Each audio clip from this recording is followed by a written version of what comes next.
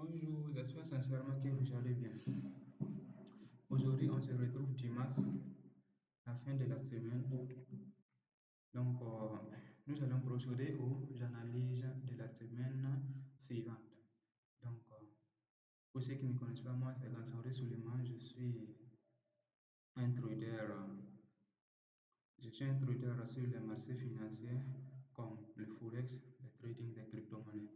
Voilà. Donc, à ce niveau, aujourd'hui, nous allons faire des analyses sur les différentes paires majeures avec BTC, ETH, USD. Voilà, nous faisons des différentes analyses. Donc, pour la semaine, pour vous aider à un peu déterminer la direction du marché de la semaine qui vient. Donc, restez attentifs, écoutez, regardez jusqu'à la fin pour pouvoir détecter les zones clés des différentes paires que je vais analyser pour vous. Donc, procédons aux analyses maintenant. Donc, partons, nous allons partir au niveau du graphique pour voir les différentes paires qu'on va analyser.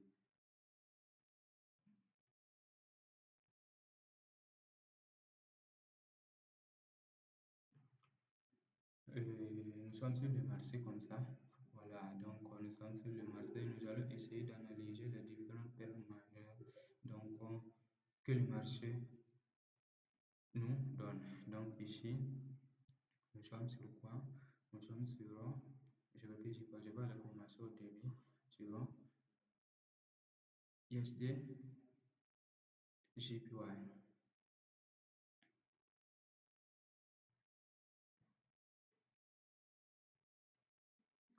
Vous allez voir que au niveau des USD JPY, nous sommes quoi? Nous étions dans une tendance haussière caractérisée par des points hauts de plus en plus hauts.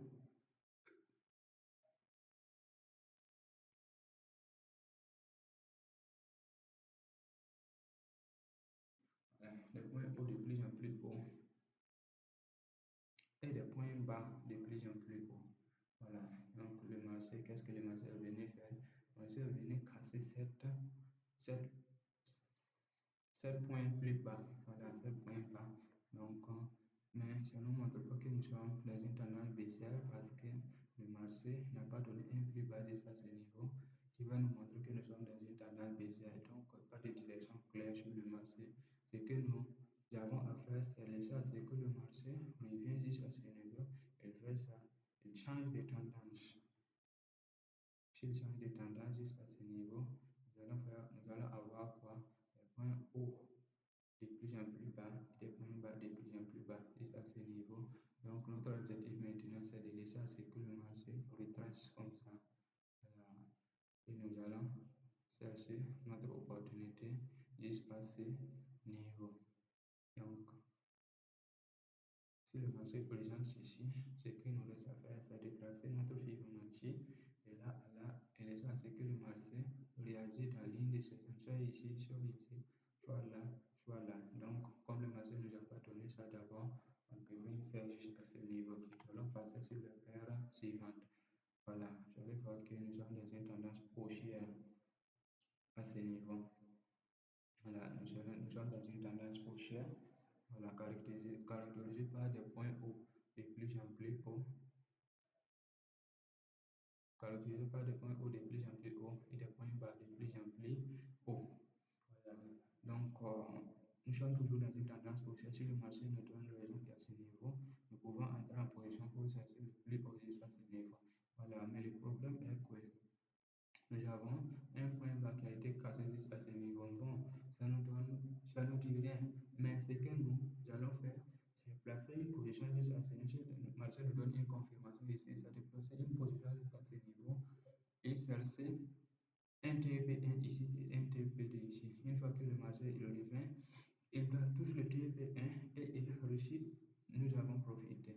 Voilà, puisque le marché a été choisi à ce niveau. Soit il change de tendance en faisant comme ça, soit il continue directement. Voilà, donc pas de direction claire. Ici, nous sommes dans une position vendeuse, accepteuse. Voilà, accepteuse du moins. Donc ici, nous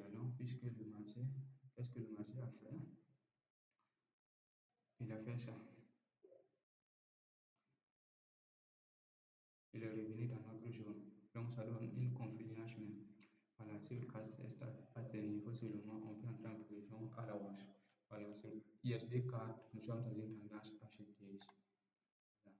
Donc, nous sommes sur le franc suisse, dollar américain contre le franc suisse. ISD CACF. Voilà, nous sommes dans une tendance baissière. Voilà, vous allez voir que nous sommes dans une tendance baissière, une grosse tendance baissière. Donc, nous sommes toujours dans la tendance baissière et que j'avais pris une position ici à ce niveau et ça s'est confirmé. Voilà, donc à ce niveau, on peut produire le marché pour l'instant, mais ce qui nous reste à faire, c'est de chercher des positions vendeuses. Voilà, nous sommes sur quoi? Sur l'euro ISD. Voilà, nous sommes sur l'euro ISD, ça c'est une position que j'ai prise la semaine passée. Voilà, nous sommes sur l'euro ISD, nous sommes dans une tendance baissière jusqu'à ce niveau. Voilà, nous sommes dans une tendance baissière. La semaine passée, c'était une tendance baissière. Voilà, cette semaine, c'était une tendance baissière. Donc, le marché est revenu casser cette zone-là. Mais nous ne pouvons pas dire que, comme le marché a cassé ces différentes zones-là, nous sommes dans une tendance baissière et nous allons passer dans une tendance haussière. Non, parce que le marché n'a pas, il a cassé, mais il n'a pas donné des points hauts, de plus en plus hauts et des points bas de plus en plus hauts. Donc, si le marché revient, il fait ça, donne un plus haut jusqu'à ce niveau. Donc, nous pouvons dire que le marché a changé de tendance. Mais à ce niveau, nous sommes toujours dans une tendance baissière. Voilà, même s'il a cassé ces différentes zones-là, nous sommes toujours dans une tendance baissière jusqu'à ce niveau. Alors, tant que le marché ne nous donne pas des points hauts de plus en plus hauts, voilà, on ne fait rien. Voilà, ce qui nous reste ici, nous sommes toujours dans une position, nous sommes toujours dans un marché baissier et nous pouvons prendre que des positions vendeuses. Voilà, donc si nous donne raison ici, nous pouvons, si nous donne une confirmation à ce niveau, si le marché nous donne une confirmation à ce niveau, il casse cette zone et il réintègre, nous pouvons entrer en position vendeuse. C'est toujours dans une tendance baissière. Voilà, donc nous sommes sur GBP ISD. GBP ISD, nous sommes dans une tendance baissière. Voilà. Donc à ce niveau, nous sommes dans une tendance baissière sur le marché, puisque le marché est revenu dans cette zone. Une zone très importante. Voilà, il essaie de réintégrer. Donc nous sommes toujours dans une tendance baissière. À l'ouverture seulement, nous ne pouvons prendre des positions ici que dans le sens de la tendance. Donc, c'est des positions vendeuses à ce niveau qu'on va essayer de prendre. Donc, si le marché casse cette zone et il confirme, on cherche des positions vendeuses. Voilà, ça c'est des positions vendeuses. Voilà, et le TP jusqu'à ce niveau, le SL ici, s'il nous donne une confirmation. Mais nous devons configurer des TP1 et TP2, puisque le marché peut revenir jusqu'à ce niveau et repartir à la hausse. Voilà, le marché peut revenir jusqu'à ce niveau et repartir à la hausse. En ce moment, il a changé de tendance. Il y a un point bas, un point bas, un point bas. Ce bas est plus haut que ce bas. Donc, il va dans une tendance haussière. Donc, à ce niveau, c'est de chercher. Soit on laisse à ce que le marché revient, il casse cette zone et on cherche la position vendeuse, soit on laisse à ce que le marché revient ici, nous donne une autre point haut avant qu'on ne cherche de position acheteuses. Mais ici, nous sommes dans une tendance baissière. Voilà, nous ne pouvons chercher que des positions baissières. Voilà, donc c'est juste tout simplement ça. Ici, c'est de chercher une position vendeuse. Donc, je vais ISD, position vendeuse. Voilà, nous allons partir sur. Nous sommes sur le GBP JPY. GBP JPY, tendance baissière, fortement baissière, mais fortement baissière. On a une tendance baissière.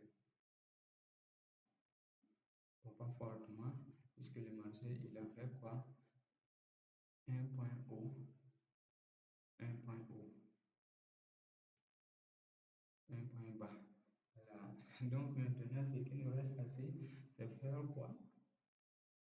c'est laissé à ce que le marché fait quoi? C'est que le marché chute et donne un point basique à ce niveau avant que nous cherchions des positions vendanges. Voilà. En ce moment, si nous donne un point bas juste à ce niveau, voilà, nous allons faire ceci.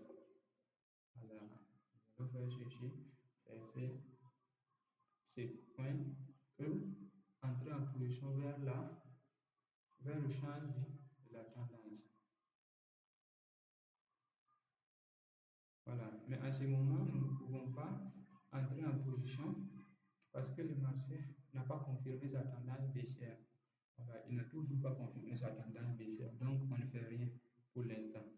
Voilà, il n'a pas confirmé sa tendance baissière, donc on ne fait rien pour l'instant. Donc, nous allons passer sur AID, ISD. Toujours dans la tendance, nous sommes dans une tendance baissière, caractérisée par des points bas, de plus en plus bas, des points hauts de plus en plus bas et des points bas de plus en plus bas. Voilà, le marché est revenu jusqu'à ce niveau. Nous pouvons chercher des positions vendeuses, toujours des positions vendeuses, puisque le marché n'a pas confirmé une tendance baissière d'abord. Voilà. Donc, nous sommes sur la dessus. Si le marché ne nous donne pas une confirmation, on ne rentre pas.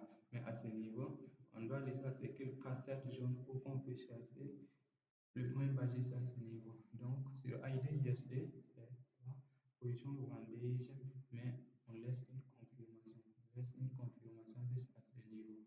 Voilà, donc il casse à ce niveau, il donne une confirmation et on part en position vendeuse. Voilà. Nous sommes sur NGD USD, toujours dans la tendance baissière. Nous sommes toujours dans une tendance baissière sur NGD ISD. Voilà, donc nous sommes dans une tendance baissière, fortement baissière.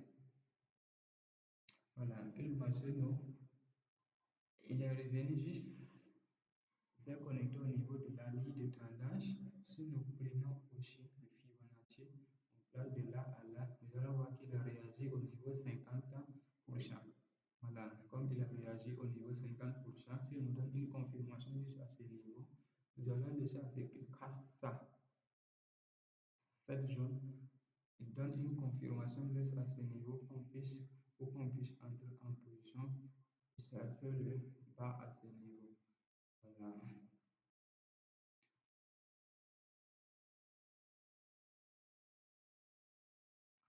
Assez les différentes analyses que j'ai à vous donner pour la semaine.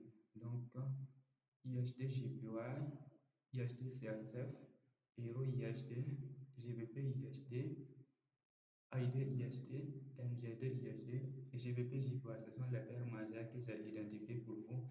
Voilà, si vous voulez que je fasse des analyses sur les autres paires, toutes les 27 paires mentionnées dans ma liste de surveillance, dites-moi dans les commentaires pour que je puisse faire ces différentes analyses pour vous. Voilà. Donc, c'est la fin pour cette vidéo. Voilà, donc ce sont les différentes analyses pour la semaine que j'ai eu à vous donner. Donc, vous pouvez tout simplement baser sur ces différentes analyses pour prendre des décisions sur le marché. Voilà, donc je vous invite à vous abonner sur la page pour ne pas rater nos prochaines séances d'analyse des différentes paires majeures. Voilà, donc dans la semaine aussi, nous partageons des vidéos, voilà, sur des analyses qu'on a eu à faire, sur des positions qu'on va prendre, voilà, sur la semaine. Voilà, ce qu'il vous reste à faire, c'est de vous abonner pour ne pas vous manquer, voilà, les différentes étapes qu'on va donner donc, sur cette scène. Voilà. Merci beaucoup. Bon début de semaine à vous. Voilà. On se retrouve pour les prochaines.